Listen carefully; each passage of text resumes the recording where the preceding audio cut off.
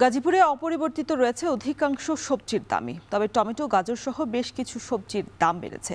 এ নিয়ে সবশেষ পরিস্থিতি জানাতে শফিউদ্দিন সরকার বাজার থেকে যুক্ত হয়েছেন ইফতেখার রায়হান। ইফতেখার, বাজারের পরিস্থিতি কেমন দেখছেন সকাল সকাল? আর এই যে গাজর, টমেটো সহ বেশ কিছু সবজির দাম বেড়েছে, এই নিয়ে ক্রেতা বিক্রেতারা কি বলছেন?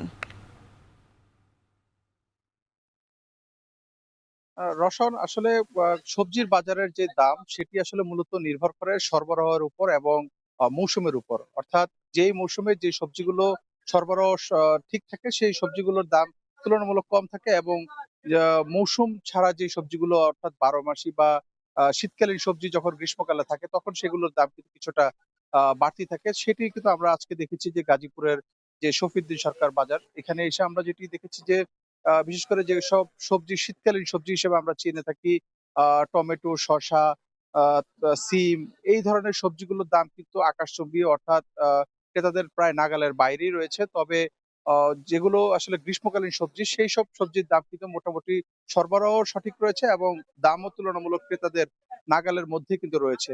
আমরা এই বাজারে যেটি দেখেছি যে প্রতি কেজি টমেটো সেটি কিন্তু বিক্রি হচ্ছে ৳১৬০ থেকে ৳২০০, অর্থাৎ এগুলো মূলত মানের উপর নির্ভর করে দামের তারতম্য রয়েছে। পাশাপাশি শসা বিক্রি হচ্ছে ১৫০ শসা গাজর বিক্রি হচ্ছে ৳১৫০, আবার দেশি গাজর যেগুলো সেগুলো বিক্রি হচ্ছে কিন্তু ৳১০০ কেজিতে। এর পাশাপাশি ট আ শসা শসা আমরা দেখেছি যে এই বাজারে বিক্রি হচ্ছে ৳৫০ থেকে ৳৮০।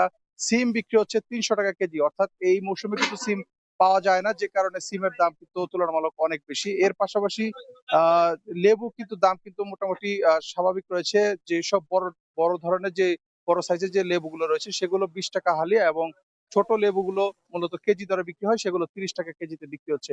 এর পাশাপাশি যদি গ্রীষ্মকালীন সবজির দাম বলি, সেক্ষেত্রে বলব যে পটল বিক্রি হচ্ছে ৳৪০ কেজিতে, ঢেঁড়স বিক্রি হচ্ছে ৳৪০, কাঁকরোল বিক্রি হচ্ছে ৳৬০ কেজিতে এবং চিচিঙ্গা বিক্রি হচ্ছে ৳৬০, করলা বিক্রি হচ্ছে ৳৬০। এর পাশাপাশি যে অন্যান্য যে শাকগুলো রয়েছে, বিশেষ করে বাজারে কিন্তু বেশ ধর বেশ কিছু শাক রয়েছে এই সময় পাওয়া যায়। সে সকল শাকের দামও কিন্তু অপরিবর্তিত রয়েছে এবং ক্রেতাদের নাগালের মধ্যে রয়েছে। ক্রেতারা কিছুটা সন্তুষ্ট। তবে শীতকালীন সবজির যেগুলো মূলত মানুষ ১২ মাসই খেতে চায়, টমেটো সহ অন্যান্য সবজি, সেগুলোর দাম কিছুটা নাগালের মধ্যে থাকলেও ক্রেতারা আরো সন্তুষ্ট হতেন এবং আ ওদের আমরা দেখেছি যে শাক যেগুলো রয়েছে, বিশেষ করে লাল শাক ৳১৫ থেকে ৳২০ প্রতি আঁটি বিক্রি হচ্ছে। পুঁই শাক বিক্রি হচ্ছে ৳৫০ আঁটি।